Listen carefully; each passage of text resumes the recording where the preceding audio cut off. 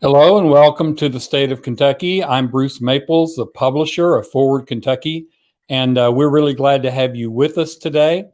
Today we have a special show to talk about conspiracy theories. We may get into a couple of them, but we're going to talk about how they affect our country and our democracy, and if there's something we can do about some of them. Before we get to that, I want to remind everybody that we are in the middle of a membership drive. It will end next Wednesday. So if you want to support our work, the way to do it is to go to forwardky.com/join and become a member.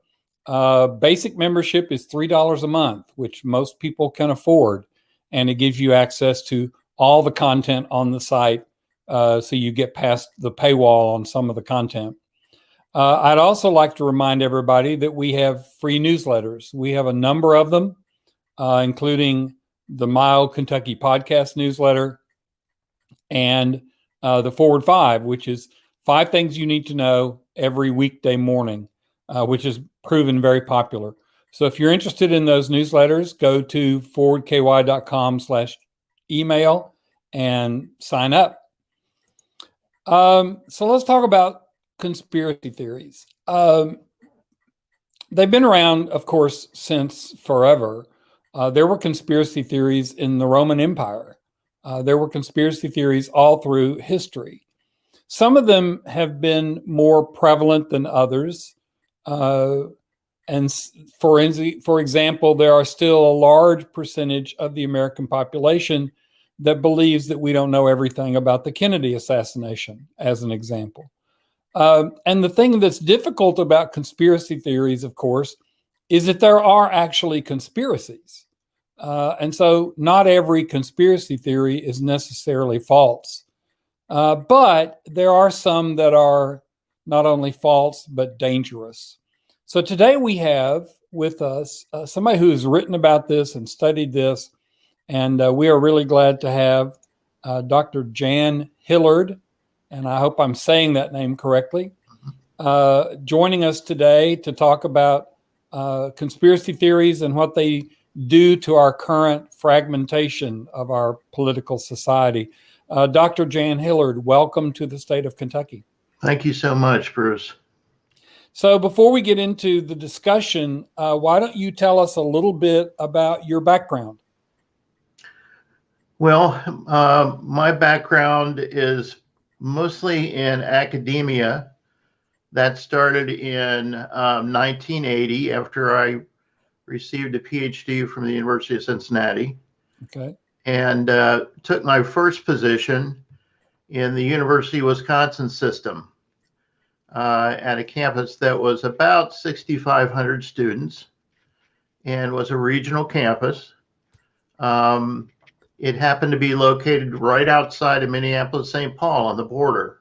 Sure. And so that was nice to be able to access the University of Minnesota and the resources that were part of Minneapolis, St. Paul.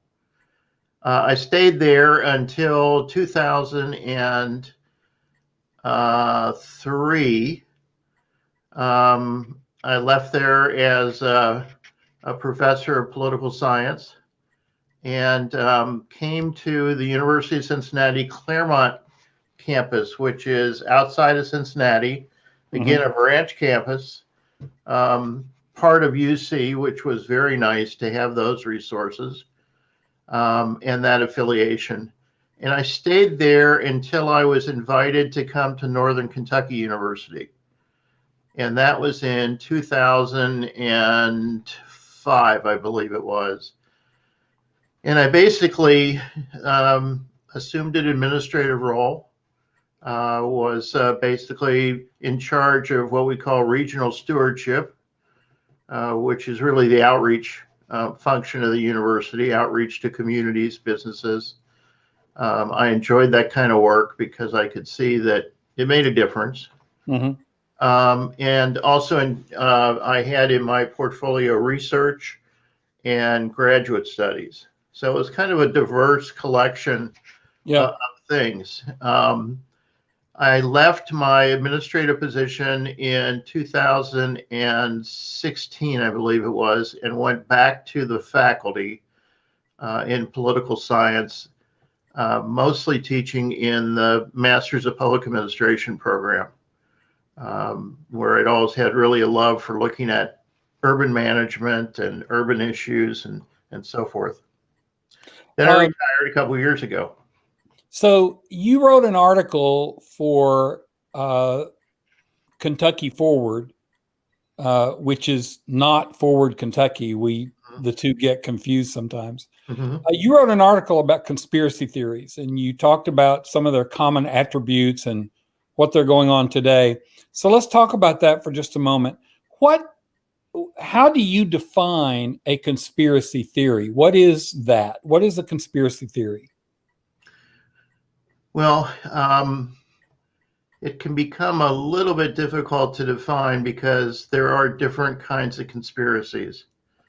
And some of them are way out there, and some of them actually have kind of a foothold in reality. Mm-hmm. But you can look at what their function is, what their purpose is for people. And the conspiracy theories that I think are the most troubling are the ones that paint a picture of reality that is really very far from the truth typically. And yet they engage people in either thinking about the conspiracy or behaving according to the conspiracy, where you get into some really kind of dangerous territory. Mm. They serve a purpose, I think, for individuals. They tend to simplify the world. Right. They tend to not be predicated on facts. If they use facts, they're using facts in really kind of a jumbled way because everything is about defending the conspiracy idea. Everything can fit into it. Right. And if you challenge it, what you find with people that believe conspiracies is they believe that the reality of the conspiracy is further and further back. The conspiracy theorists call that infinite regression, that people will say, well, we can't really find it here. It's really behind the scenes. And if you can't find it there, it's even further back. So that's how you get into these sort of international cabals and international conspiracies, because they're further away typically from the individual. And yet they have this appeal because they're hidden away and because they're given a whole lot of power, which, well, so they really don't have because many of them don't really exist. I love the term infinite regression into hiddenness. Mm-hmm. That's excellent. Yeah. Every time you poke at it, well, you can't see it because it's hidden further. Right. And they're so diabolical, or those that are hiding it are so able to do this that, they really have sort of supernatural powers. One of the things about conspiracies today is that the idea that someone could keep hidden all of these facts and not be revealed, or there not be a whistleblower, or it not come out in the press is really kind of, fantastical because it just doesn't happen that way. We can't keep anything secret in terms of the most important things to keep secret. Right. So, let me remind everybody that if you comment on Facebook or YouTube, we can see them and we may show them in the broadcast. So feel free to comment on what we're saying.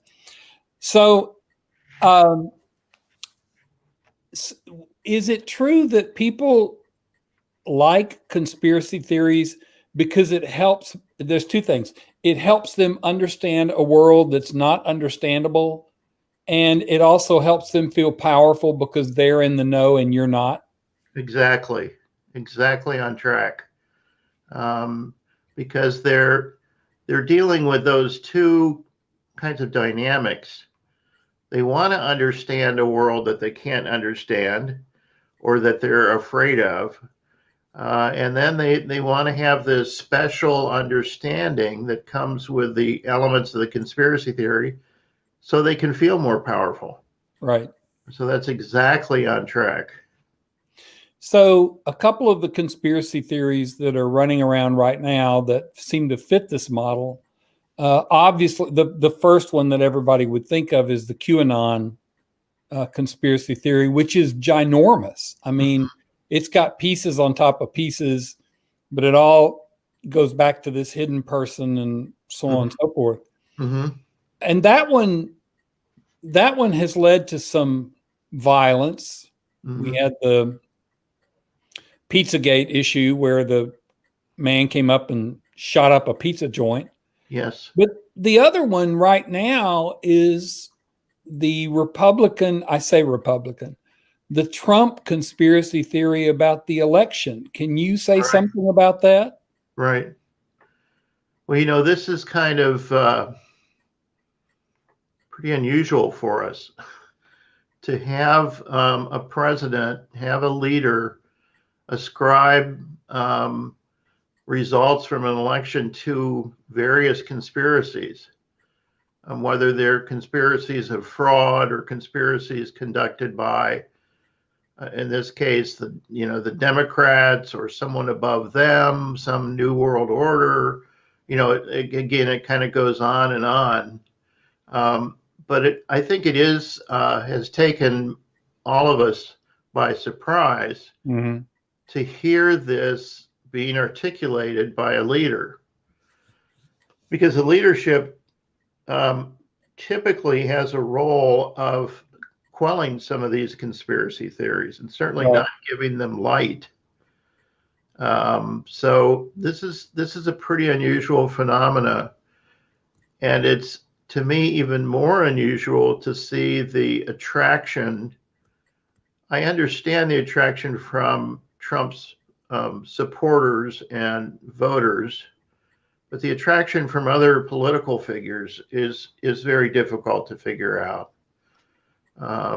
So, because you wouldn't think they were susceptible to the same dynamics as an individual. Is it a case of not believing the conspiracy, but using it to gain influence and voters? That's what I would assume. I think that's a very plausible explanation. That these particular leaders are wanting to stay with Trump in Trump's favor, very afraid, if you will, of losing that, and then maybe losing their political base. And so they're coming along with and echoing some of these claims of fraud and conspiracy in ways that, again, we really wouldn't expect this. Right. I'm fascinated with the fact that in the past, a lot of these conspiracy theories were seen as fringe. And like in the 50s, it was the John Birch Society and people like that. And yet they are becoming more and more mainstream, which is troubling to me. Yeah. We have a question in the chat. Let me put this up here. Okay. Can you speak to the relationship between confirmation bias and buy-in for conspiracy theories? I assume meaning, I have a bias toward this idea anyway. So this is just helping me believe that. Well, I think that is true, and it's important, especially around the election. If you're someone who did not vote for Biden, and you're one of the many millions that voted for Trump, you're going to look for some explanations. And your confirmation bias, I think, is going to come from seeing those explanations as legitimate because the president and members of his party have said so. Yeah. So, how do these conspiracy theories then, because you address this in your article, how do they contribute to the fragmentation of our society? Well, they separate us, first of all. They are very poignant. There typically is no compromise associated with them or middle ground because they would lose their appeal, if you will. So by their very nature, they serve to divide the country. Hmm. And they are very some of the followers are very voracious, and they tend to want to separate themselves from others. In other words, there isn't a lot of compromise or a lot of dialogue and the kinds of things that in the past have led to kind of a softening and a sharing of even very different theories. And even if they came out with still the same view, there was something that happened to people as a result of conversation. That's not part of conspiracy. That's absent from this by and large. So, is it right to say that there are people who believe either QAnon or the Trump stolen election conspiracy, that is more important to them than the country? That's a very good question. You know, one would hope that that importance that they feel now would begin to wane somewhat with a different leader. But their opinions are so sharp, and the president has, um, done nothing to really kind of quiet that or um, to dull that, if you will. And so I think there's a lot of belief um, because we look at some of the Trump supporters and we see other kinds of very divisive behaviors and divisive beliefs.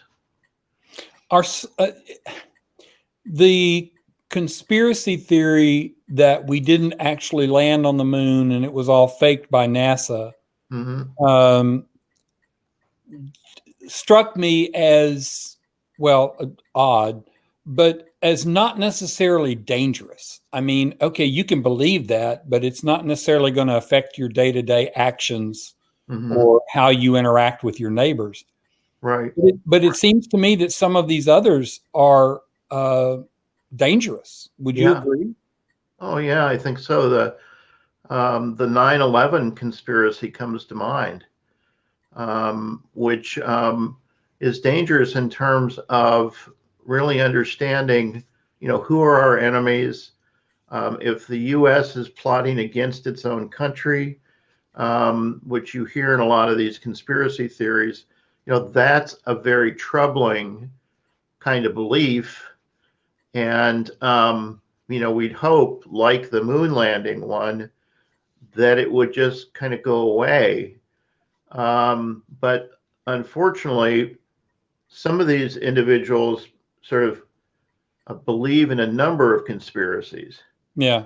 and they weave them together in a way that tries to explain all kinds of things.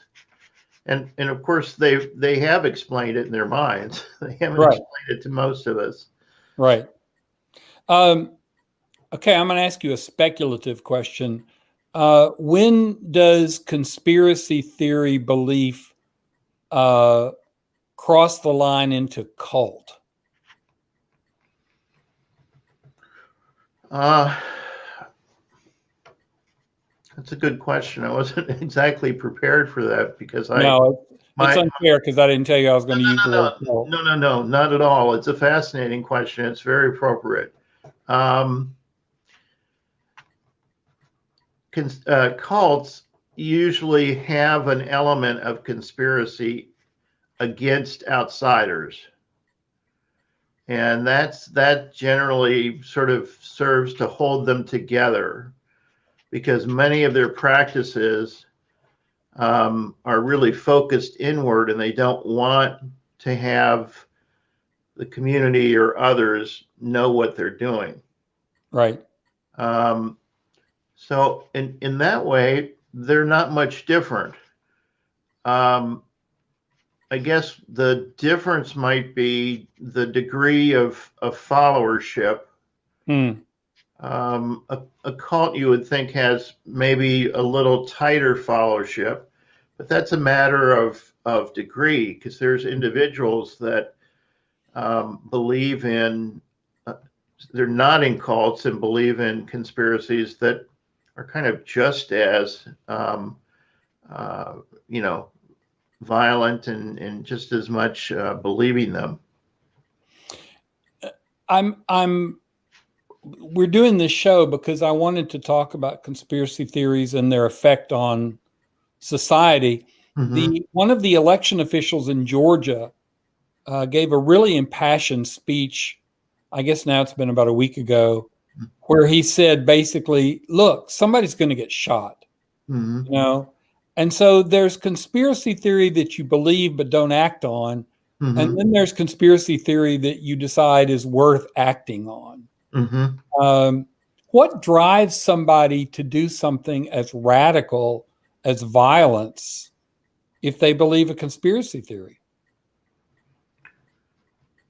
Well, I think they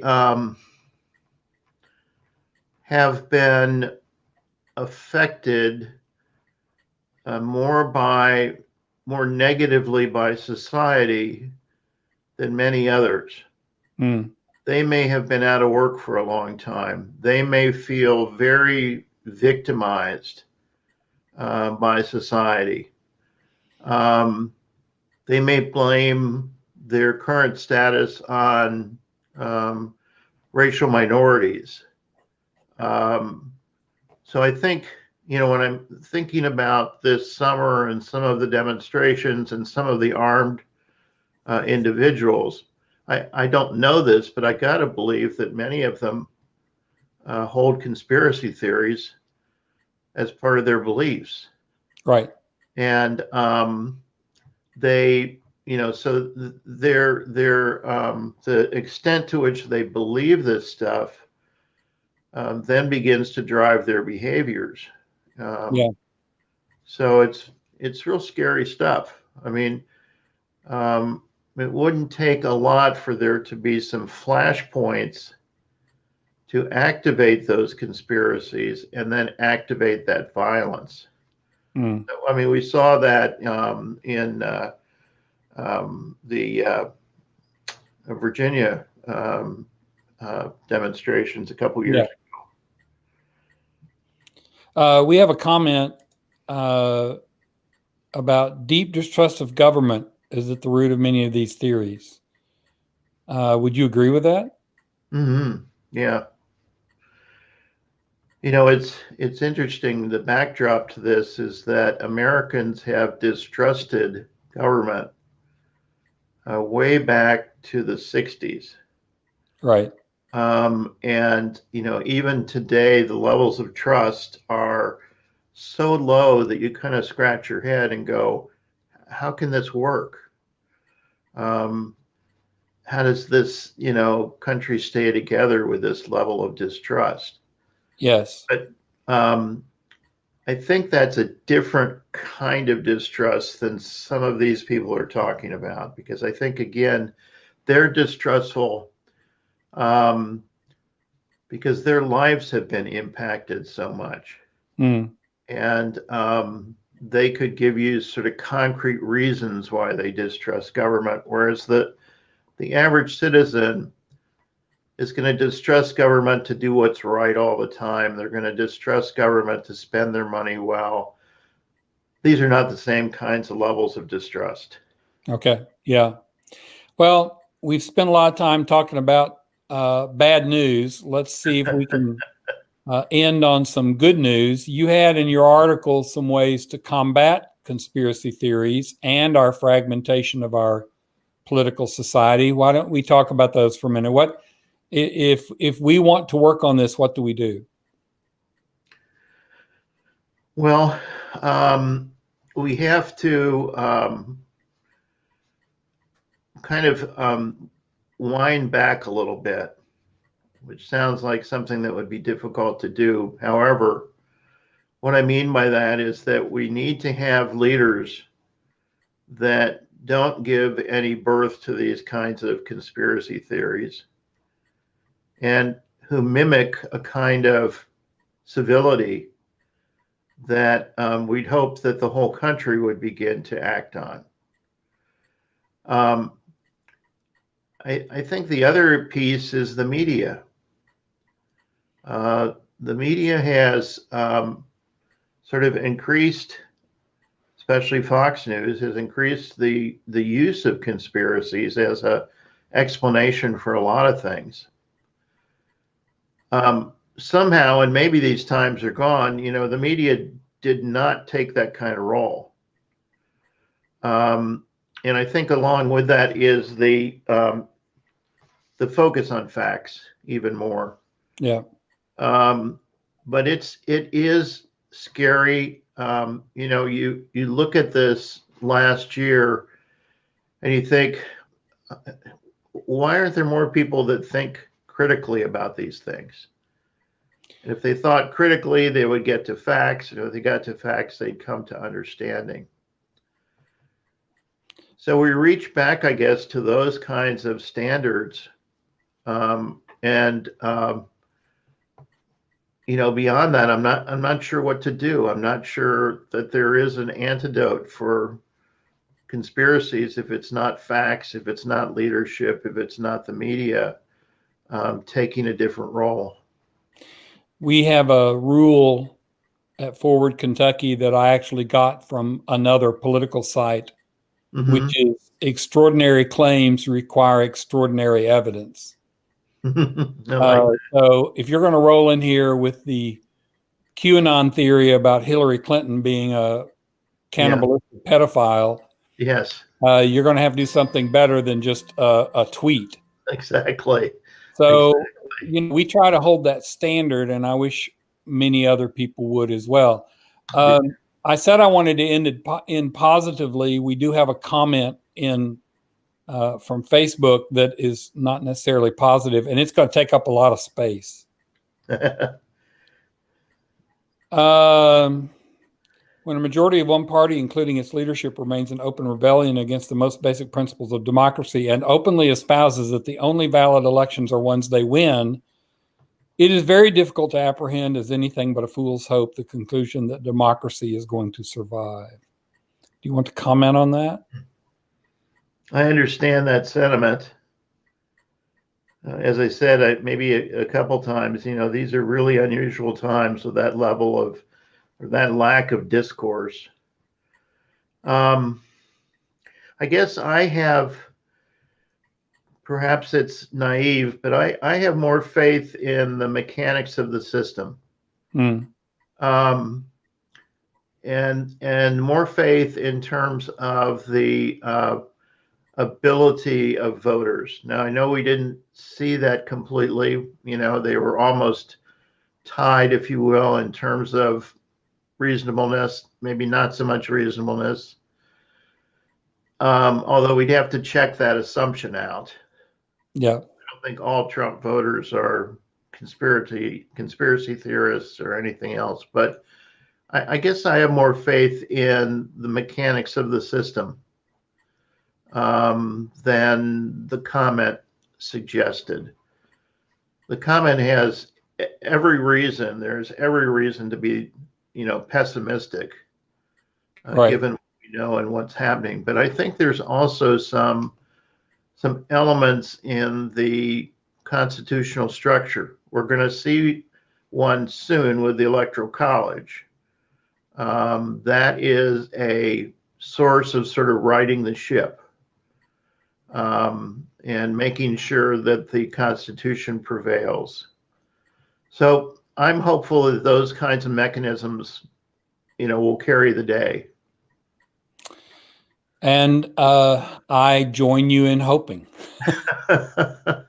I am exceptionally concerned right now. I'm actually not so concerned about the election being overthrown, although that certainly sits out there as a possibility.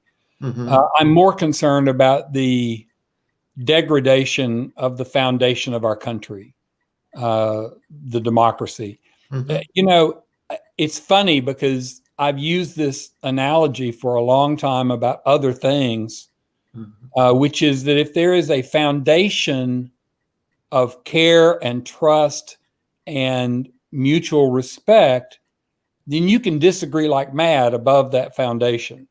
Right. And people do and have. Right. But if that foundation isn't there, the disagreements wind up tearing the house down. And that's what we're looking at. It looks to me like there are people who don't want to disagree. They simply want to tell you that you are evil and wrong and we can't have anything to do with you. So yeah, that loss of civility is very, very significant. So I'm trying to figure out some way to work on that. And I'm reminded of the fact that most people can't dismiss somebody else if they actually know that person. So maybe there's a need for some sort of bipartisan conversation meetings or something where we get together and talk. Yeah. And to have that, ideally, if we could have that happen at the community level. Yes. Around community development concerns where people live, that might translate upward then to national issues. Yes. Dr. Jan Hillard, retired professor, sociology and history and political science. Thank you so much for your time. You're welcome. There is an article by Dr. Hillard on our site right now. He writes regularly for Northern Kentucky Tribune or Kentucky Forward, and we really appreciate you being here today. I'm glad to be here too. Very good. Thank you.